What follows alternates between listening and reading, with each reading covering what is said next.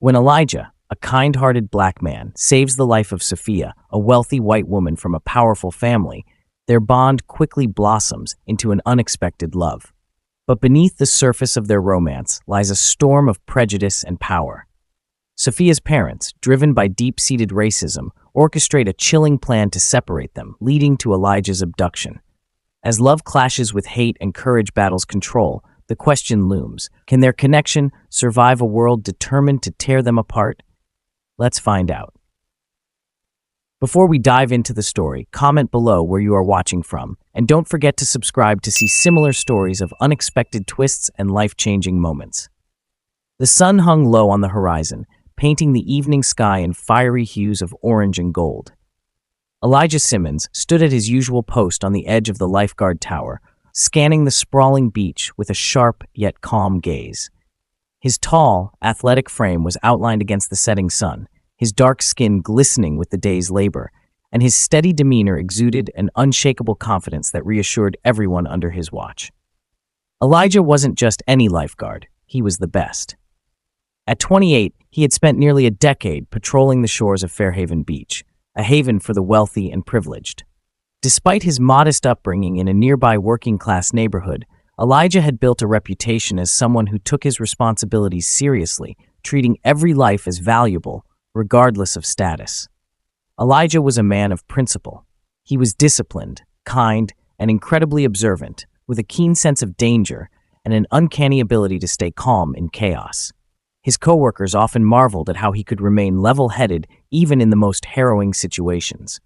For Elijah, it wasn't just a job, it was a calling. Protecting others gave him purpose, and his dedication made him a silent hero to many who frequented the beach. For example, a sunny afternoon during the peak of summer, and Fairhaven Beach was alive with activity.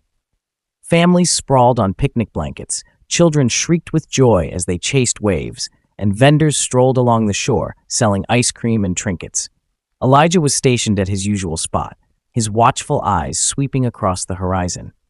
Among the crowd, he noticed a young boy, no older than 7, gleefully floating on a brightly colored inflatable raft shaped like a dragon. The boy was laughing, waving at his mother, who stood ankle-deep in the water. It seemed innocent enough, until Elijah's trained eyes caught something alarming. The raft was drifting further and further from shore.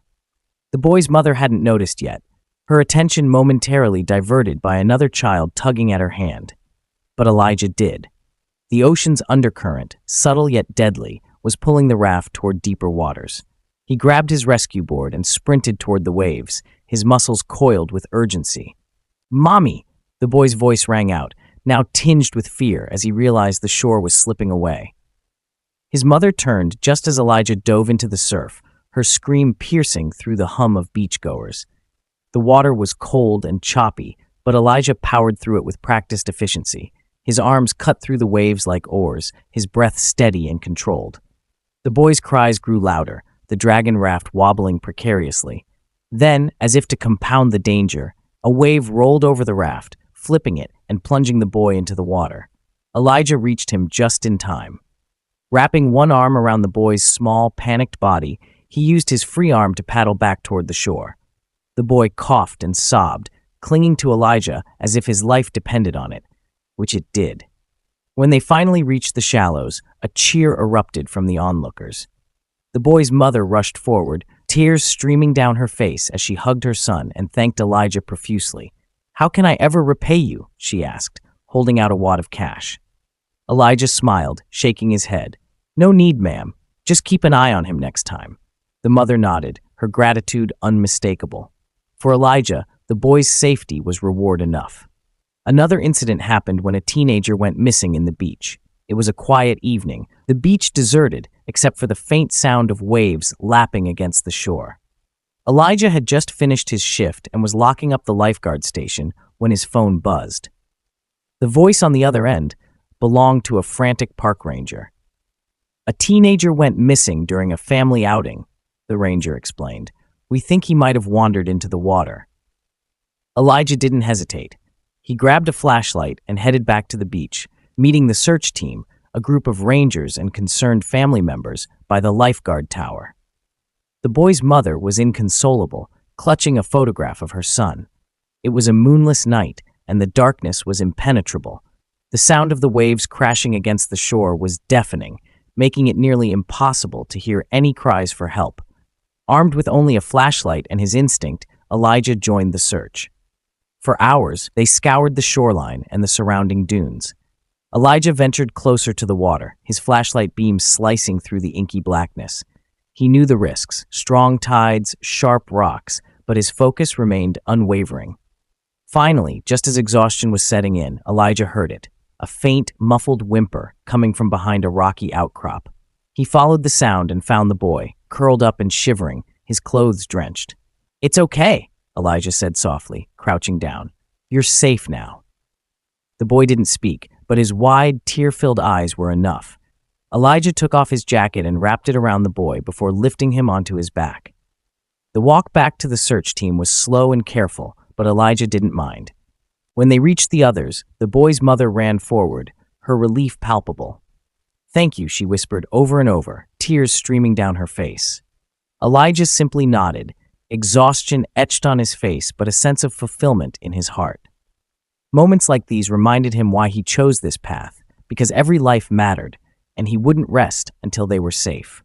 And there is Sophia Montgomery, kind of woman who turned heads without trying. With her cascading auburn hair and piercing green eyes, she seemed to embody the effortless elegance of her wealthy upbringing. But beneath her poised exterior lay a restless soul, one that longed to escape the suffocating expectations of her privileged life. Born into the elite Montgomery family, Sophia had grown up in a world of private jets, black-tie galas, and luxury that most could only dream of. Her parents, Margaret and William Montgomery, had meticulously groomed her to fit the mold of a perfect socialite. Every step of her life, her Ivy League education, her polished manners, even her relationships, had been carefully orchestrated to maintain the family's spotless image.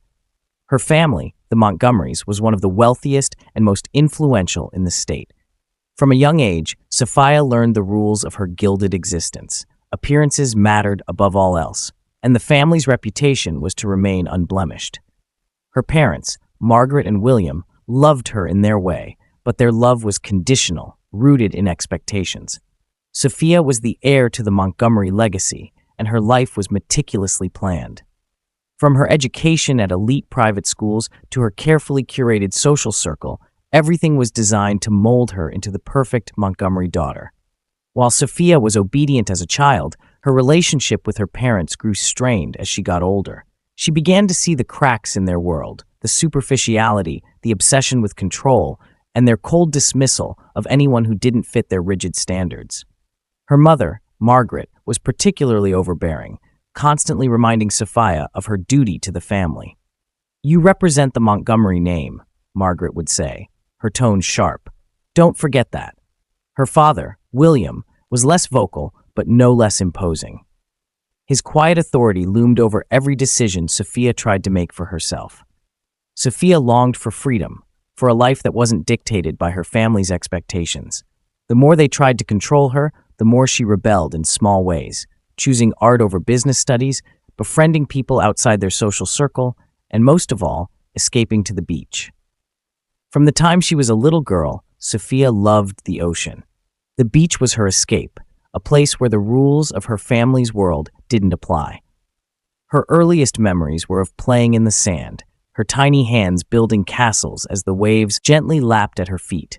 Her father had taken her to the beach once or twice as a child, but it was her grandmother, a free-spirited woman who had passed away when Sophia was 10, who nurtured her love for the ocean. "Always listen to the waves, Sophia," her grandmother had told her. "They'll remind you of who you are, no matter how noisy the world gets." As she grew older, Sophia returned to the beach whenever she needed to think, to breathe, to feel like herself. It was here, under the vast open sky, that she felt most alive. Sophia's connection to the beach went beyond leisure. It inspired her art. Her sketches and paintings often featured the sea, its restless waves, its sunsets, and the people she saw on its shores. Her parents disapproved, dismissing her art as a hobby unworthy of her time. They saw her trips to the beach as frivolous, an escape from the responsibilities they believed she should be embracing. Why waste time at that place? Margaret would ask. You should be networking, building your future. But Sophia didn't care. The beach wasn't just a place, it was a part of her soul. It was where she could be free from her family's expectations, if only for a while. The more time Sophia spent at the beach, the more she discovered who she truly was. She didn't want to be the person her parents expected her to be. She wanted a life of meaning, not one confined to social obligations and hollow wealth. This inner conflict created a deep rift between her and her parents. Margaret saw Sophia's independence as defiance, while William viewed it as a threat to the family's legacy.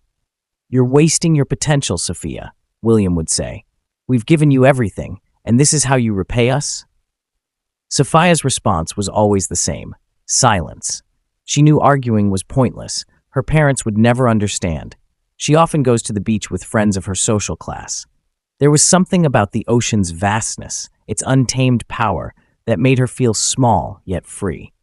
That evening, as the sun dipped lower into the horizon, she decided to leave behind the gilded cage of her family estate and drive to Fairhaven Beach.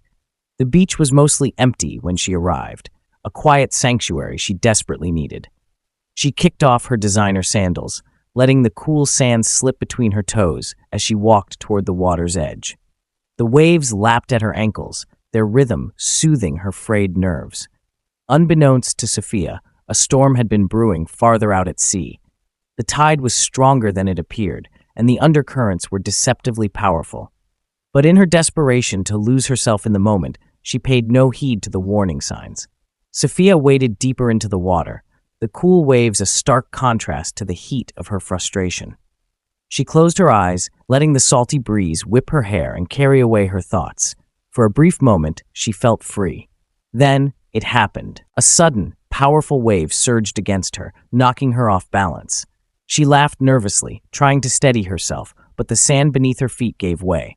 Another wave followed, stronger this time, pulling her into deeper waters. Panic set in as she realized she couldn't feel the bottom anymore. "Help!" she shouted, her voice cracking with fear. But the beach was nearly deserted, and the roar of the waves swallowed her cries. Sophia flailed her arms, fighting to stay afloat, but the ocean seemed determined to claim her. Each wave dragged her farther from shore, the current an invisible hand pulling her into its depths. She gasped for air, her strength waning. As the water closed over her head, she thought, "This is how it ends." Unbeknownst to Sophia, Elijah had been watching. From his lifeguard post, he had noticed the lone woman wading into the water, her silhouette outlined against the setting sun. At first, he thought she was simply enjoying the solitude, but then he saw the way the waves tossed her. Without a second thought, Elijah grabbed his rescue board and sprinted toward the ocean. The wind whipped against his face, and his heart pounded in his chest. He had performed countless rescues, but something about this felt different. As he dove into the icy water, adrenaline surged through him.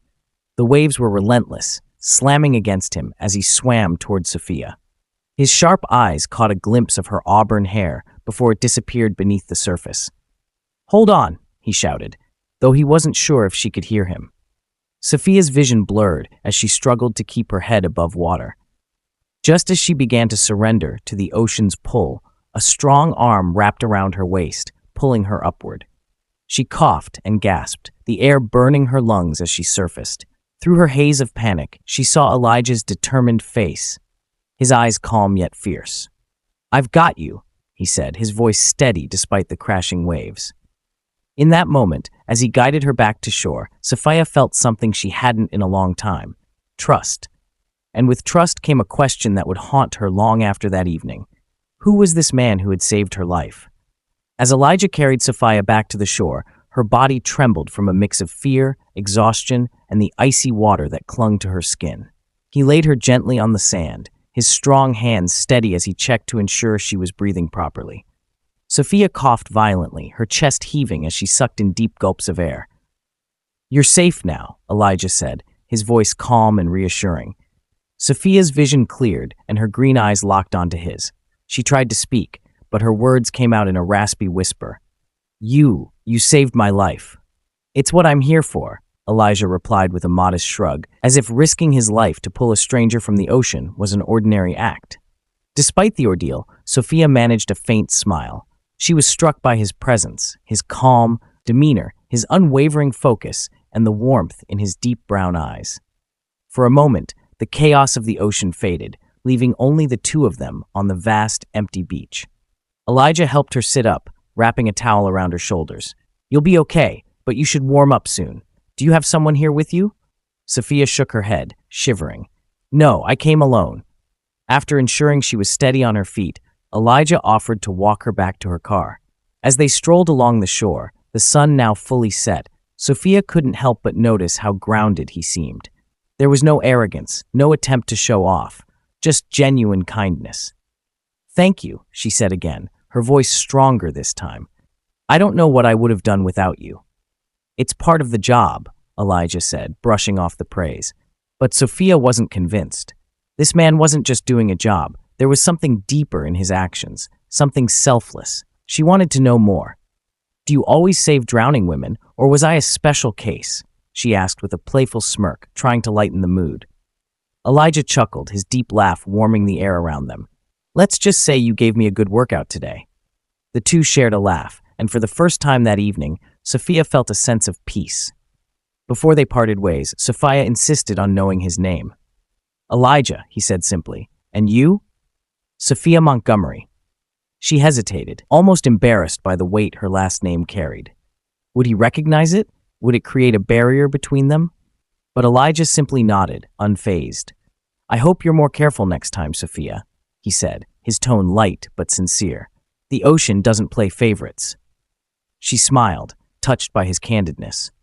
As she got into her car, she found herself glancing at him in her rearview mirror, a strange flutter in her chest. The next day, Sophia couldn't stop thinking about Elijah. She told herself it was gratitude, but deep down, she knew it was more than that. Unable to resist, she returned to the beach under the guise of thanking him properly. Elijah was surprised to see her, but welcomed her warmly. She brought him a gift, a small hand-painted canvas of the ocean, her way of expressing her gratitude. "This is beautiful," Elijah said, genuinely impressed. "You're an artist?" Sophia nodded. "I try to be. It's my escape." From that moment, a bond began to form. Over the weeks, Sophia would visit the beach more frequently, sometimes bringing her sketch pad and sitting nearby as Elijah worked. Their conversations grew deeper, covering everything from their dreams to their frustrations with life. Elijah shared his ambition of starting his own business, a dream he'd been saving for, but often felt was out of reach. Sophia, in turn, confided in him about her struggles with her family's expectations and the loneliness of being misunderstood. "You're not alone in that," Elijah said one evening as they watched the sunset together. "I think we all feel trapped by something, but it's up to us to break free." Sophia marveled at his wisdom, drawn to his strength and authenticity. He was unlike anyone she had ever met, grounded, honest, and completely unpretentious. As the weeks turned into months, their connection deepened. Elijah admired Sophia's resilience and the way she saw beauty in the simplest things. She, in turn, was captivated by his unwavering sense of purpose and his ability to find joy despite his struggles. One evening, as they walked along the shoreline under a sky full of stars, Sophia turned to Elijah, her heart pounding. "You've changed my life," she said softly, "in more ways than you know." Elijah stopped, his gaze meeting hers. For a moment, the world seemed to stand still. "And you've changed mine," he replied, his voice steady yet filled with emotion. Without thinking, Sophia leaned in, and Elijah met her halfway. Their first kiss was tender, the kind of moment that felt as if it had been written in the stars. Their love, as pure and genuine as it was, could not remain hidden for long. Sophia's frequent trips to the beach and her growing attachment to Elijah did not go unnoticed. Whispers began to circulate, eventually reaching the ears of her parents. The Montgomery family was about to intervene, and their wrath would threaten to destroy everything Elijah and Sophia had built. But neither of them could have predicted just how far her parents would go to keep them apart. The stage was set for a battle between love and hate, freedom and control, one that would test their bond and their courage to the limit. The Montgomerys prided themselves on their family's legacy, a legacy they believed was built on exclusivity, power, and maintaining the right image. Margaret Montgomery, a sharp-tongued woman with an ironclad belief in social hierarchies, had spent her life ensuring the family's affairs were untarnished. Her husband, William Montgomery, shared her worldview, his business empire rooted in connections with similarly wealthy and influential circles. When whispers about Sophia's frequent visits to Fairhaven Beach reached them, they were curious but unconcerned. Their daughter had always been headstrong, but they assumed her outings were a phase, a way to deal with her frustrations about family expectations. That changed when Margaret's closest friend casually mentioned during afternoon tea that she had seen Sophia getting a little too friendly with a black lifeguard at the beach. Margaret's teacup froze midair. "A lifeguard?" she repeated, her tone cold and incredulous. "Yes," the friend replied, leaning in as if sharing a dark secret. "It didn't look like a casual conversation. I think they're close." When William heard, his response was immediate and fiery. "This ends now," he declared, slamming his fist on the oak dining table.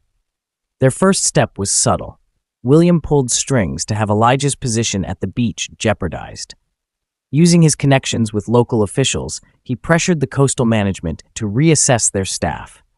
Complaints were fabricated, claims that Elijah was neglecting his duties, was inappropriate with beachgoers, and was unprofessional. Simultaneously, Margaret began to sow doubt in Sophia's mind. "You think this Elijah loves you?" she asked during one of their tense conversations. "Do you know how these men operate? He's probably using you, your money, your status." Sophia, to her credit, pushed back. "He doesn't even know I come from money, Mother.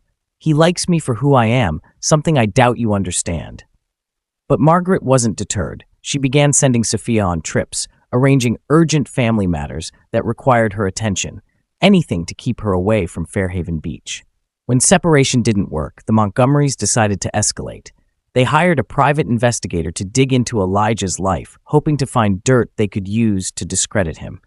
But what they found only enraged them further. Elijah was clean. He has no criminal record, no debts, no skeletons in his closet. Worse, his reputation in the community was stellar. People described him as selfless, hardworking, and inspiring, a man who had risen above his circumstances. This only made Margaret and William more determined. If there was no dirt to find, they would create it. Rumors began to spread around town, whispers that Elijah was exploiting wealthy women at the beach, that he had a history of unstable behavior. Flyers anonymously defaming him appeared in places he frequented. Beachgoers began to look at him with suspicion, and he noticed a sudden shift in how people treated him. When Sophia discovered what her parents were doing, she was furious. "How dare you interfere in my life like this?" she yelled at them during a heated argument. "Because you're blind, Sophia," Margaret snapped back. "That man has no place in your life. Do you think your relationship will survive the real world? Do you think his kind can ever fit into our family?" Sophia's face turned red with anger. "Elijah is more of a family to me than you've ever been. You think you can control everything, but you can't control me." Sophia stormed out, but her parents weren't done. When it became clear that no amount of manipulation would break Sophia's attachment to Elijah, Margaret and William turned to drastic measures. Through William's business connections, they hired a group of men to remove the problem. It was simple. Take Elijah somewhere far away, scare him enough that he would never dare to come near Sophia again. Their instructions were clear: no permanent harm, but make sure he disappears for a while. The kidnappers were promised a handsome sum for their silence and efficiency. Sophia was none the wiser. The Montgomerys orchestrated her absence by sending her on a mandatory family trip, claiming it was a matter of business. Meanwhile, Elijah went about his routine, unaware that his life was about to change. One late evening, as Elijah locked up the lifeguard station, he was ambushed. The men subdued him quickly, throwing a bag over his head and dragging him into a black van. When Sophia returned and discovered Elijah was missing, her world collapsed. She knew her parents were behind it, but proving it and finding Elijah would be an entirely different battle. It was a quiet evening, with the beach deserted except for the gentle crash of waves under the moonlit sky. Elijah had just finished his shift, and was securing the lifeguard station for the night. He hummed softly to himself, the rhythmic sound of the ocean a soothing end to his day. As he turned to leave, a shadow moved in the periphery of his vision. He paused, his senses heightened. "Who's there?" he called, his voice firm but calm. The response came in the form of sudden, heavy footsteps behind him. Before Elijah could react, a strong arm wrapped around his chest, pinning his arms to his sides. Another man lunged forward, shoving a cloth bag over his head. "Let go!" Elijah shouted, struggling with all his strength. Years of swimming and physical work had made him strong, but he was outnumbered. The men were coordinated, their grip like iron. A sharp jab to his side knocked the wind out of him, and he collapsed to his knees. The men didn't speak, their silence more menacing than words. Elijah's mind raced as they bound his hands and dragged him toward the parking lot. The faint scent of salt and sand was replaced by the sterile smell of a vehicle's interior as they shoved him into the back of a van. The door slammed shut, and the van roared to life, speeding away from the beach. Elijah's heart pounded as he fought to steady his breathing. His mind cycled through possibilities. Was this a robbery? A random attack? But then he remembered the strange looks he'd been receiving recently, the sudden shift in the way people interacted with him. It wasn't random. He clenched his fists against the bindings, anger simmering beneath his fear. Who would do this, and why? Eventually, the van came to a stop. The door slid open, and rough hands pulled Elijah out. He stumbled, still blindfolded, as they guided him into what felt like a large, cold space. A warehouse, perhaps. The air was damp and heavy with the smell of oil and mildew. The hood was yanked off, and Elijah blinked against the harsh fluorescent lights. 3 men stood before him, their faces obscured by baseball caps and bandanas. "You're going to listen carefully," one of them said, his voice low and menacing. "Stay quiet, and this'll be over quicker." Elijah glared at them, defiance burning in his eyes. "What do you want?" The man smirked. "Not about what we want. It's about what they want." It was all Elijah needed to confirm his suspicions. This wasn't random. Someone had orchestrated this. Back at the Montgomery estate, Margaret and William waited for confirmation that Elijah had been taken. When they received the call, William issued his instructions. Make him understand that if he cares about Sophia, he'll stay out of her life for good. To them, it was a simple transaction. Fear would keep him away, and Sophia would eventually forget about him. They had underestimated the depth of her feelings and Elijah's resolve. The kidnappers left Elijah tied to a chair in the middle of the warehouse. Hours passed before one of them returned, holding a phone. "You're going to listen to this, and then you're going to decide if this girl is worth losing your life over," the man sneered, tossing the phone onto the table. A voice played from the speaker. It was William Montgomery. "Elijah, I assume by now you've realized who's behind this. Let me be clear. You have no place in my daughter's life. If you care for her at all, you'll disappear. Leave this town, change your number, and don't even think about contacting her again. If you don't, things will get worse for you. This is your one warning." The line went dead. Elijah stared at the phone, his jaw clenched. Anger surged through him, but beneath it was an unshakable determination. He wouldn't let them control his life, or Sophia's. Meanwhile, Sophia returned from her family trip to find Elijah missing. Her heart sank when she learned he hadn't been to the beach in days. Her calls went unanswered, and no one seemed to know where he was. Her suspicions grew when she overheard her parents talking in hushed tones. Catching snippets of words, "taken care of," "problem solved," she confronted them. "What did you do?" she demanded, her voice trembling with rage. Margaret feigned innocence, but William's stern gaze betrayed him. "We did what we had to do to protect you, Sophia." Sophia's face turned pale. "Protect me? You kidnapped him? How could you?" "That man doesn't belong in your world," Margaret snapped. "He was going to ruin your life." "You're wrong," Sophia shot back, tears streaming down her face. "You've ruined mine." Determined to find Elijah, Sophia began her own investigation. She retraced her steps, visiting the beach and questioning locals. A lifeguard who had seen the van that night reluctantly shared what he knew. Sophia pieced together enough to lead her to the outskirts of town, where she discovered the warehouse. What she would find inside would test her courage and the strength of her love for Elijah. The kidnapping marked the beginning of a battle, not just for their relationship, but for their very survival against a family determined to tear them apart.